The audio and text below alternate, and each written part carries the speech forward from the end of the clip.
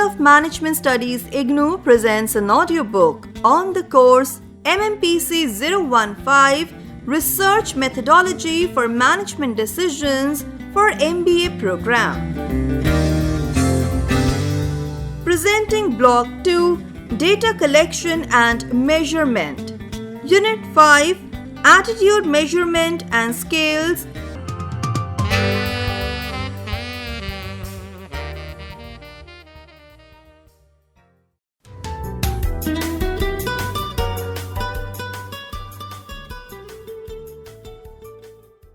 Objective. After reading this unit, you should be able to 1. Describe the type of managerial research problem which utilize the tools of attitude measurement. 2. Discuss the type of issues which come up when one attempts the measurement of attitude. 3. Explain the different attitude measurement scales along with the strengths and limitations. And 4. Decide for which type of research problems one should go in for specific scale or think of using multi-dimensional scaling.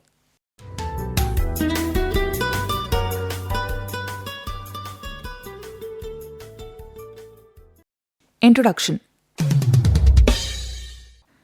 There are a number of management decisions which are taken in an organization from time to time. The decisions may relate to the acquisition or disposal of materials or machines, manufacturing or marketing of products, hiring or firing of employees, opening or close down of plants, promotion or reversion of personnel, and so on. Some of these decisions may rely on data for which the units of measurement are capable of statistical manipulation. Such data largely refer to quantifiable parameters or numerical properties of a given population. However, there are illustrations of other decisions which may rely primarily on behavioral data or data which is statistically not manipulatable in the strict sense of the word. The units of measurement of such data are not interchangeable and are not susceptible to rigorous statistical analysis. The major area of utilization of such data lies in the discipline of marketing, where the manager is interested in knowing the attitudes of the current and potential users of his or her product or service towards his or her product or service concept or idea. This knowledge of attitude could result in decisions which would be sensible and effective. Some illustrations of managerial decision which rely on attitude measurement are product positioning and market segmentation, advertising message decisions, etc.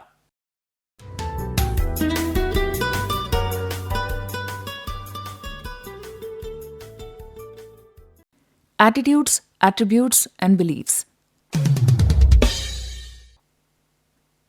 Before one plunge into the topic of attitude measurement, it will be worthwhile to understand the key terms which figure repeatedly in this topic. Each object, product, or service is believed to be composed of certain characteristics which fulfill certain needs of its user. These needs may be of psychological, physical, or social nature.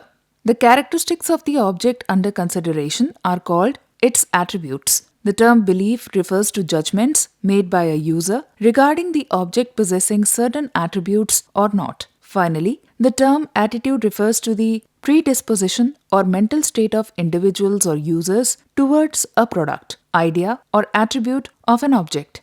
It also implies the mental readiness to act in a particular manner and influences the individual's behavior towards the object, group, organization, or person under consideration. The salient factors that go into the building of the overall attitude of the individual towards the object are A. His or her beliefs about the attributes possessed by the object, B. His or her preference or otherwise for those attributes, and C. The relative importance of each attribute to the individual's decision-making process.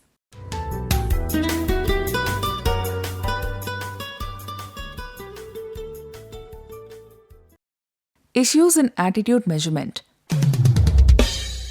Measurement implies the process of obtaining information which can be subject to analysis.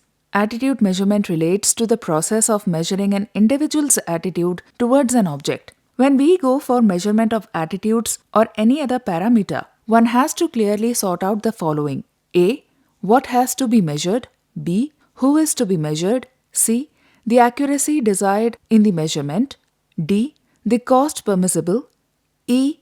The choice available in the measurement or data collection technique. In attitude measurement, the researcher is primarily interested in measuring the state of mind of the respondent.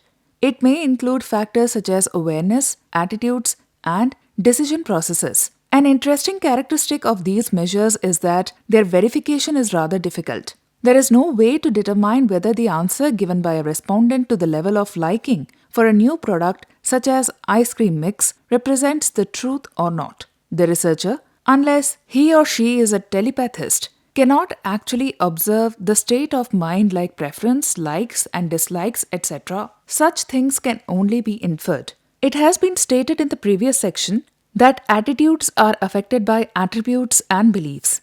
So, the first step before embarking on an attitude measurement exercise is selecting the relevant attributes of this object under investigation. For instance, the salient attributes of a product like Shrikhand may be price, shelf life, flavor, and pack size. For a public distribution system, they may be quality of grains, prices, outlet working timings, and assurance of availability. It is clearly impossible to measure every attribute of the process or object under consideration. The researcher should settle for the relevant ones only. It is advisable to measure only those attributes which can be related to actions by the respondents. Exploratory research can be helpful in identifying attributes. The methods used could include non-disguised ones, like depth interviews, and disguised ones like projective techniques. The depth interviews are most commonly used technique. They use no structured framework for gathering information. The respondents are encouraged to talk about the object under investigation, and the investigator tries to uncover its salient attributes in this process. This process requires skilled investigators.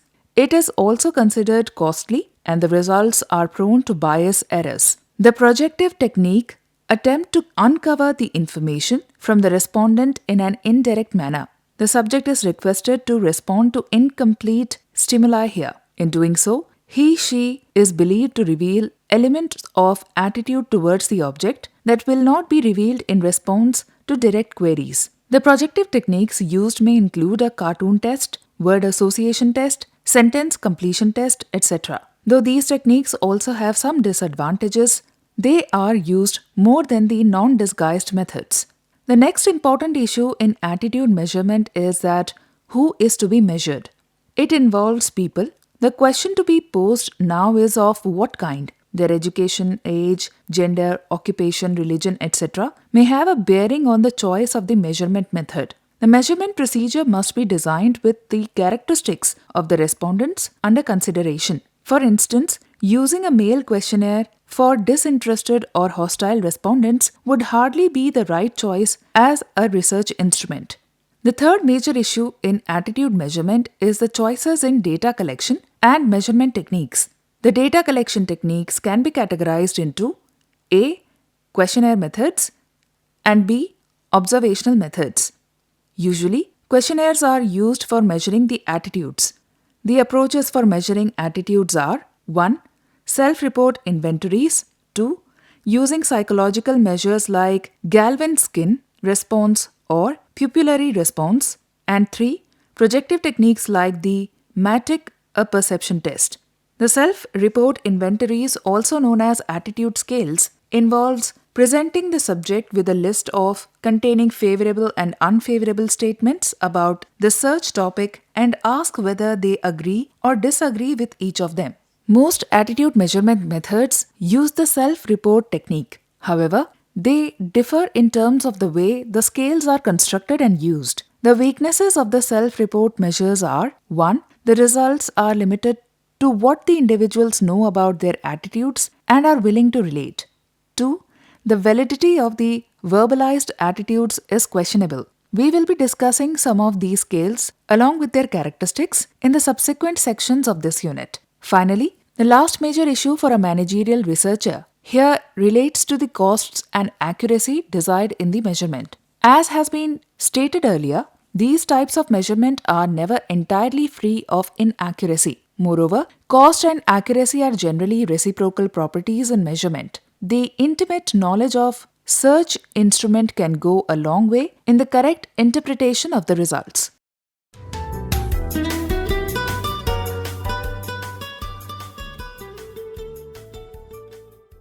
Scaling of attitudes. Researchers in management have dipped into the bag of tricks of sociologists and psychologists to develop the techniques for measurement of attitudes. Basically, what is done here is to confront the respondent with a number of favorable and unfavorable statements about the subject and find out the extent of his/her agreement or disagreement with them. The object here is to measure people's attitude to ideas, products, or service. The scales are usually highly structured. The underlying assumption in attitude scaling is that attitudes determine opinions and decisions about the product, service, or idea. To understand the human behavior and to influence it in a given direction, it is necessary to understand the opinions and the basic attitudes underlying them. There are many types of scales and scaling techniques. We have to choose the most appropriate technique to suit the research being done. The statements contained therein have to be prepared in such a way that the answers received can easily be converted into numerical values. The three most commonly used scales are the nominal scale, the ordinal scale, and the interval scale. You will note later on that the appropriateness of a statistical method depends upon the type of scale used in data collection. 1. Nominal scale.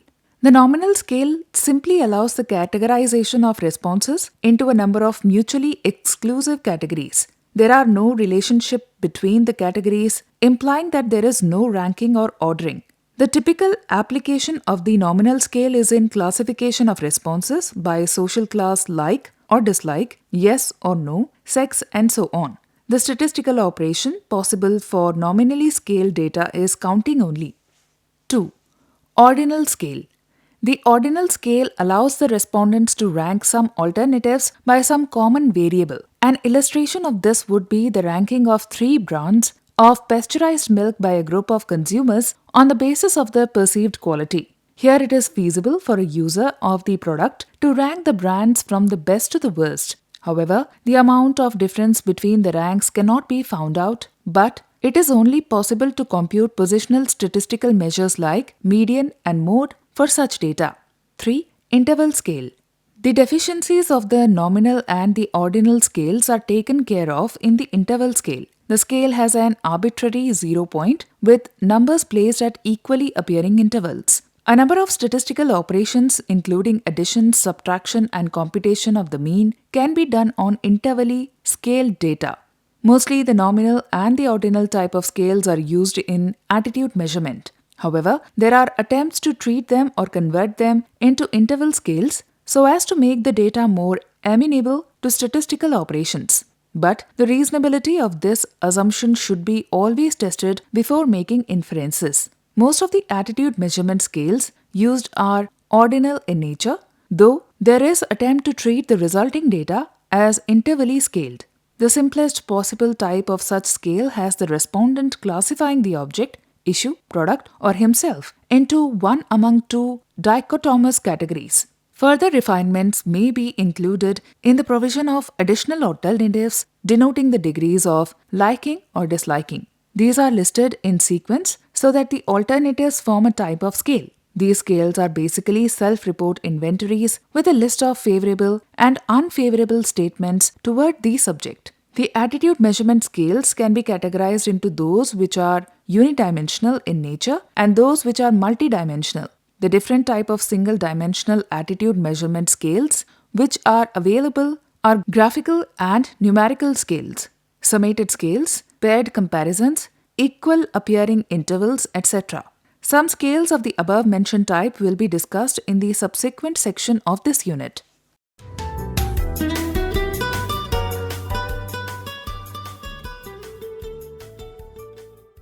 Deterministic attitude measurement models, the Gutman scale.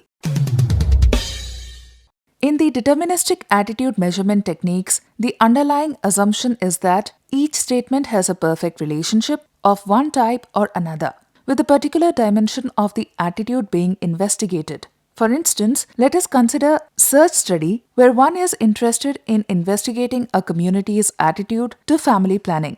Usually, A person who answers yes to family planning is the best hope for our country would have a high probability of answering as yes to the subsequent statements, that is, family planning would lead to heal their children, and we should all participate in the family planning program. Any person who does not answer as yes to the first question, that is, family planning is the best hope for our country, but does answer as yes to family planning would lead to heal their children, would have a high probability of answering yes to the later items. Any set of items that produces a pattern of responses, as we have discussed here, is called a Gutmann scale. Gutmann scale analysis is usually applied to dichotomous data, that is, data with only two values, yes or no, 0 or 1, agree or disagree, etc. However, a number of reasons have made the Gutmann scale an impractical tool for the measurement of attitudes. First, the construction of the scale requires a lot of time and effort. Secondly, there may be very few items existing that may fit the model. Since such scales seldom have more than 8 times, they can make only rather gross distinctions among respondents.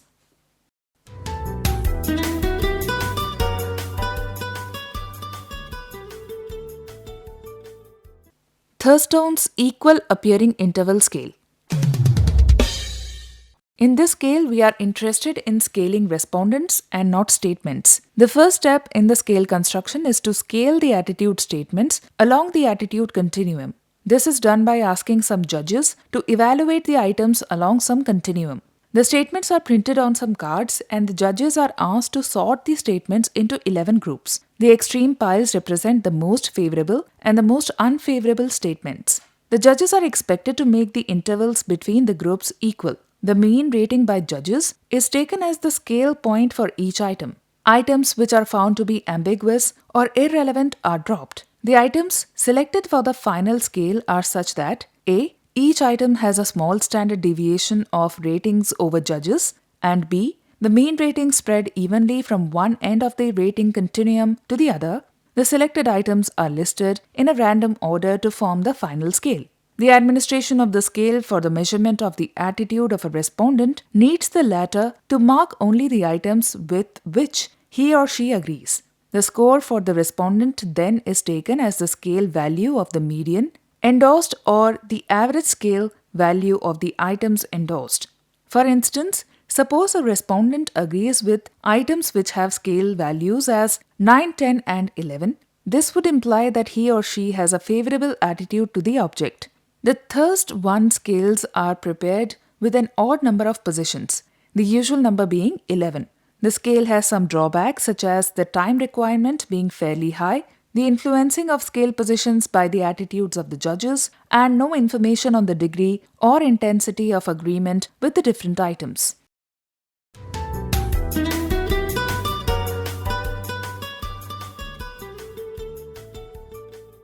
The semantic differential scale. The term semantic differential scale refers to any collection of rating scales anchored by bipolar adjectives. It is a very flexible approach to obtaining measures of attitudes. The object that is rated is called the concept, and almost anything can be rated including family planning, cosmetics, Shrikhand, political parties, etc. 107 N-Ally. A semantic differential scale is based on a 7-point rating scale for each of a number of attributes relating to the research topic. The extreme point represents the bipolar adjectives with the central category representing neutral. In the semantic differential scale only, the extremes have names. The in-between categories have either blank spaces or sometimes a number. Some examples of the scale are good, bad, honest, dishonest, progressive, behind the times. The preparation of a semantic differential scale for a study requires expressing the things that could be used to describe the object and thus serve as a bet for attitude formation in terms of positive and negative statements. The negative phrase is sometimes put on the left side of the scale and sometimes on the right. This prevents respondents with a positive attitude from simply checking either the left or right hand sides without reading the describing words. The scale can be used for a variety of purposes. 11 can be used to check whether respondents has a favorable attitude towards the object, which out of 3 neighborhood banks has the most appealing profile for housewives, etc. It is possible to assign points to individual cells in the scale. Then one could arrive at the scores for comparisons of different objects. A study indicates to a bank manager those aspects in the bank's image which are relatively weak or strong in the eyes of the customers, vis-a-vis what he or she was planning to achieve and how this bank compared the other two neighborhood banks.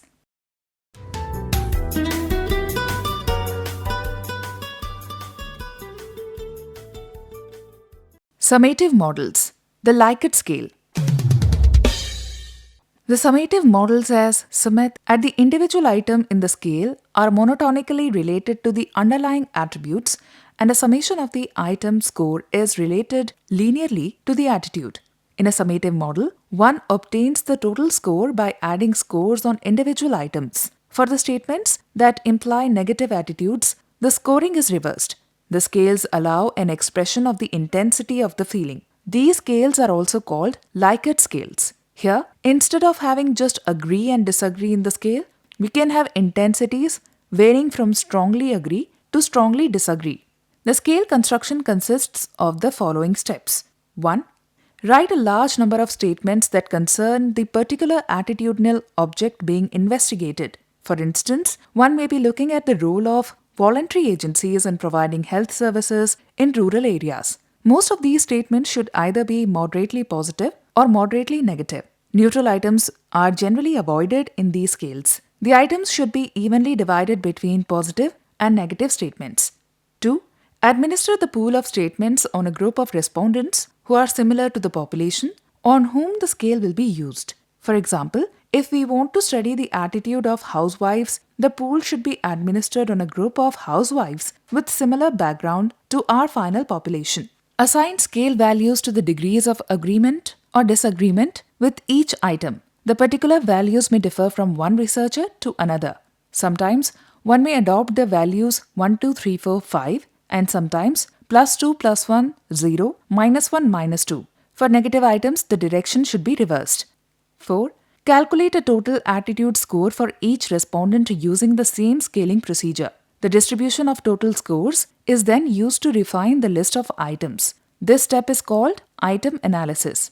5. Item analysis. Analyze the responses and select for the scale those items which most clearly differentiate between the high. Analyze the responses and select for the scale those items which most clearly differentiate between the highest and lowest scores.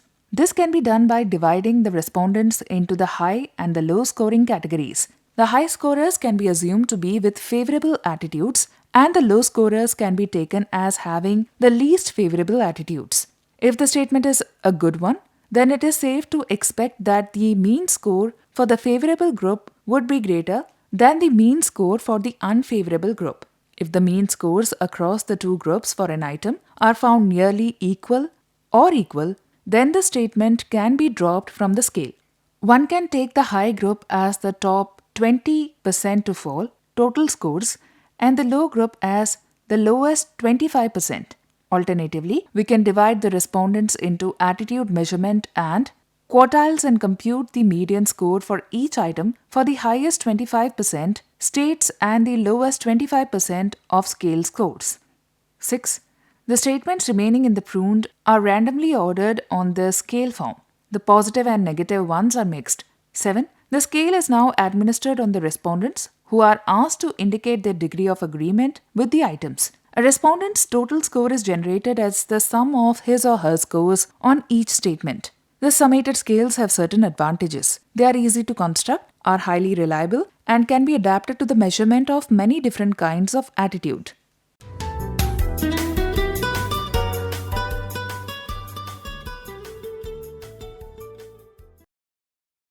The Q-sort technique.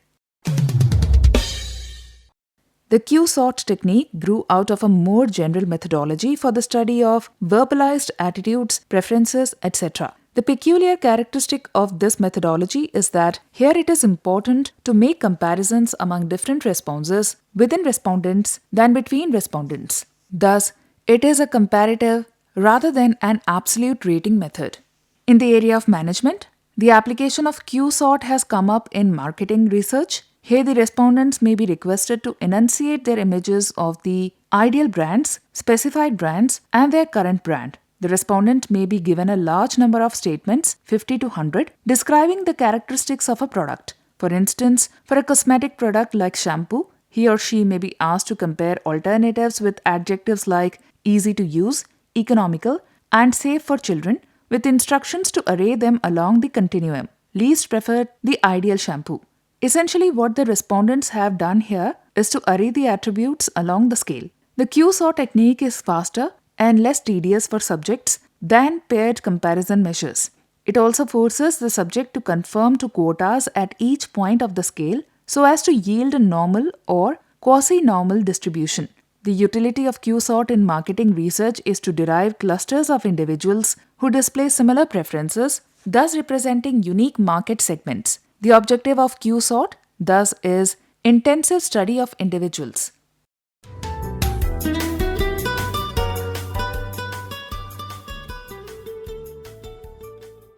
Multidimensional scaling. In the attitude measurement scales which have been discussed till now, the object is measured against each characteristic one at a time.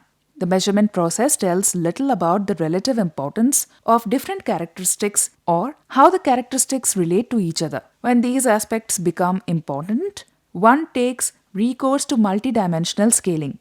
It is a term used to describe a group of analytical techniques used to study attitudes, especially those relating to perceptions and preferences.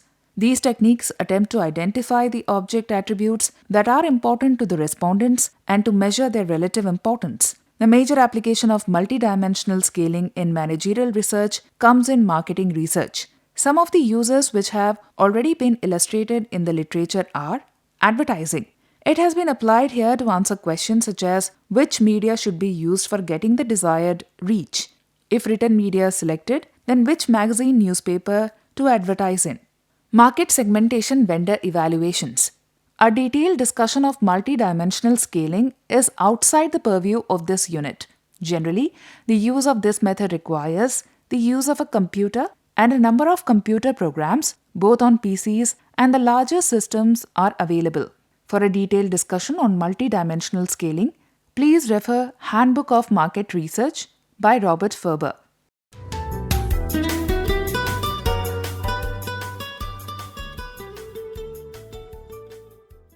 Selection of an appropriate attitude measurement scale.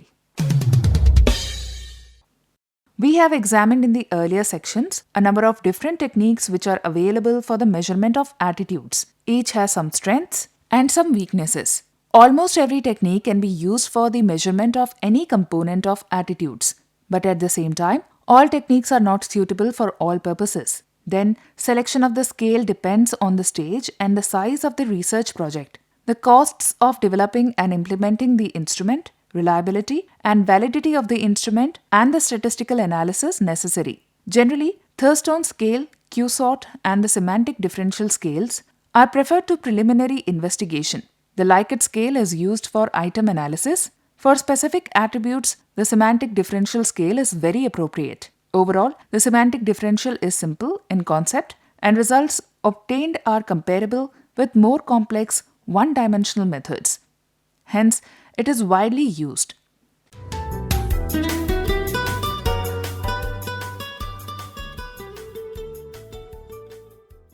Limitations of attitude measurement scales. The main limitation of these tools is the emphasis on describing attitudes rather than predicting behavior. This is primarily because of a lack of models that describe the role of attitudes in behavior.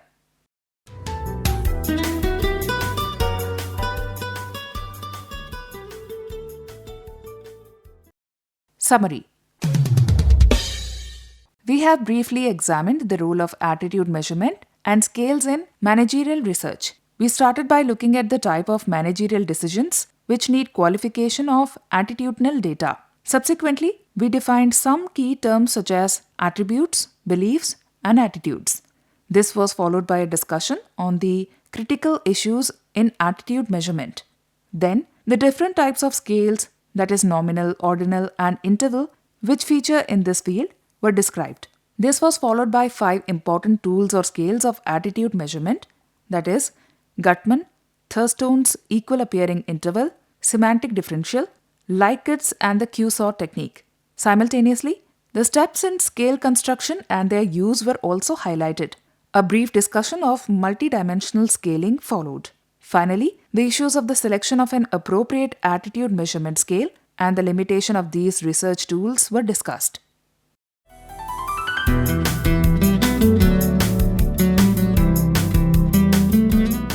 You were listening to the audiobook by the School of Management Studies IGNOU for MBA program. Course code Mmpc 015 Research Methodology for Management Decisions. Course Coordinator Dr. Venkataya Chittipaka, Associate Professor from School of Management Studies IGNOU. Voiceover by Renuka. Edited by Savita. Program assisted by Tarannum Jahan and Jagbandhu Jana. Program produced by Dr. Manoj Kumar Singh. This program was brought to you by Electronic Media Production Center of Indira Gandhi National Open University.